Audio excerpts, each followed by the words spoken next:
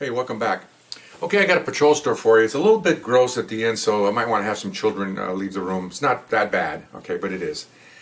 Working day watch, one of the few times I worked day shift in uniform, and I had a senior partner or a senior training officer with me. We were both training officers, and at that day we happened to be working together. Most of the time we work with our probationers and we don't usually see each other. The guy was with us, a little aggressive, a little A-type personality, but a little A+. And I'll tell you why in a minute. So we're on routine patrol during the day, and the department came out with a policy recently at this time that if we get in a pursuit of a vehicle, in the old days, meaning back in the 70s and back farther than that, if you got in a pursuit with a vehicle, you had to stay in that pursuit until it ended. Either he got away, or he crashed, or you arrested him, or whatever you did. Well, because of city liability and them getting sued about people getting hurt and suspects getting hurt suspects hurting citizen, and the city and the county and the department getting sued, they decided that we could call off a pursuit any time. And once we call off the pursuit and drive off, get out of the way, leave, then the liability ends in their eyes, okay? And so that's the policy. It's up to the officer to decide it's too dangerous, which is actually pretty good, because if it is dangerous, you don't want to keep on following a dangerous person. Anyway, so I'm driving with my partner, and we turn off a major street and another major highway. And this major highway kind of goes like this, you know, it kind of dips in places. So as we make the turn, we see a motorcycle come around the corner, blow the red light, come up on two wheels, and he takes off. And I don't think he even saw us at that time because he was busy doing his little, maneuvering. And so I see him, and I look at that part. He goes, "We got him." So we hit my lights and siren, and off we go. And now we're chasing him. Now he's looking back at us.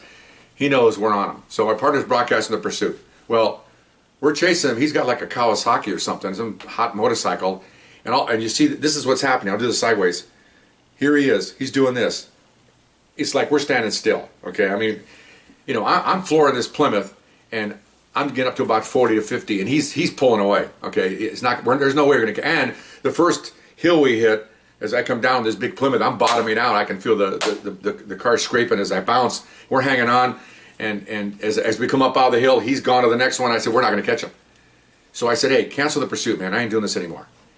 And my partner looks at me, hey, you're an a-hole. Let's go. I said, no, I'm stopping it. I'm driving. I'm stopping it. So I just shut down. I backed off on the gas, and I'm slowing down. And of course, he's yelling at me. God damn. I said, hey, bro. I said, I'm not going to chase him. Tomorrow, if you drive, I might not want you to do either. I said, look at him. We can't even see him now. He's so damn far away. Oh, we could have caught him. Well, there's no way we could have caught him. No. Motorcycle running from a police car. Unless you have a helicopter. We never had a helicopter. We didn't have time to get a helicopter. So we called it off. So he's mad. Too bad. Live with it. So, so he clears. We're out for radio calls. So we're maybe 5 minutes goes by. Not even that. We get a call. Meet the supervisor at the border of the city and county. Okay? It's a major street goes in there. And so we're going, oh, that's weird. Okay, so we head down there, and when we get near the border, here's the border, here's the one side we're on, and here's the other side. Well, all around this intersection, there's flares, okay, and there's a huge building on the corner, big brick building, it's been there forever. I think it's a furniture store or something like that. Anyway, and as we're getting closer, we see the flares, and that's weird, and we see our units there, our supervisor, we see the other units are across the road, and we go, what happened here? Why are they calling us? We completely forgot about the pursuit. Now we're doing other things, In our line of work, man, it's one after the other. You're not making widgets here, which is the same thing every single time. Every minute changes. So we thought, forgot all about the pursuit. Well, here's a reminder of the pursuit. We get closer, and across the road, on the other side, into that building, is this huge mound of metal. It's probably, I'd say maybe 4.5 foot circle of metal at about chest high. We knew what it was as we got close. It's the motorcycle. Okay, the color is right. I think it had a yellow color on the paint job, and there's fluids pouring down. And we pull up, and our sergeant comes over and says, hey, before those guys get to you, he's pointing over across the street with the other agencies over there. He says, I got you on record. You guys call that pursuit off. Is this the vehicle? I go, yeah, we got the plate and everything. That's the vehicle. He goes, okay. So we walk across the street, and now they got their supervisor, our supervisor, and they're telling our supervisor that we have to handle the accident because we initiated the pursuit. Okay, and that we caused this to happen. And my supervisor says, no. We called off the pursuit 6-7 minutes ago. This guy came through this intersection. Nobody was behind him. Oh, really? Oh, yeah, oh, really? Got, supervisors having a clash here. We call this, I'm a Mexican, calls it a Mexican standoff. Nobody wants to give and take. So finally, our supervisor says, well, you know what, guys? He says, it's your jurisdiction. You got my name. You got their names. My name and my partner. He says, we're done here. You guys can secure. And boy, they were hot. This is wrong. You guys. He was, so we drive away. We drive off. And then I hear it. As soon as we drove off, our sergeant gets in his car and he goes, hey guys, meet me over here at so-and-so. So we met him over at some gas station. He goes out and he goes, this is why the rule came out.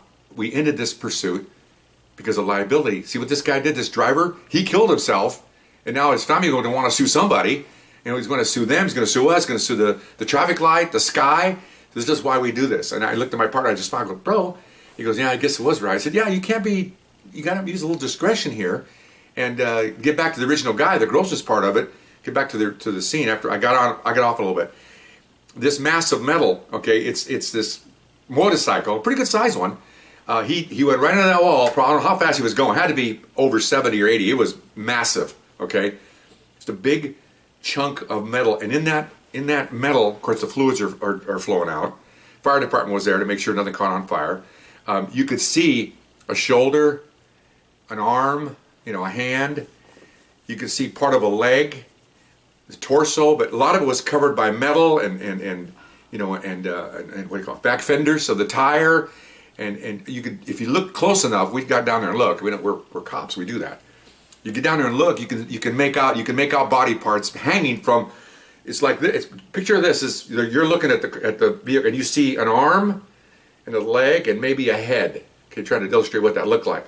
It's just weird. It's like a big plop of a human being mashed in by a vehicle. It's incredible. That's why this is brutal work. I mean, so getting back to that, that's the gross part of this. Is that, and some of that fluid obviously coming down was not necessarily all from the motorcycle. The humans have a lot of liquid in them. We're 90-some% liquid. And a lot of that comes out when you die. And trust me, from Vietnam and other times on the department, when you die, your body fluids come out. If you get my drift here, they come out of all the orifices that were previously closed due to being alive. All right? Anyway, that's my story, and hope you enjoyed it. It's interesting, and we'll talk to you next time. Bye-bye.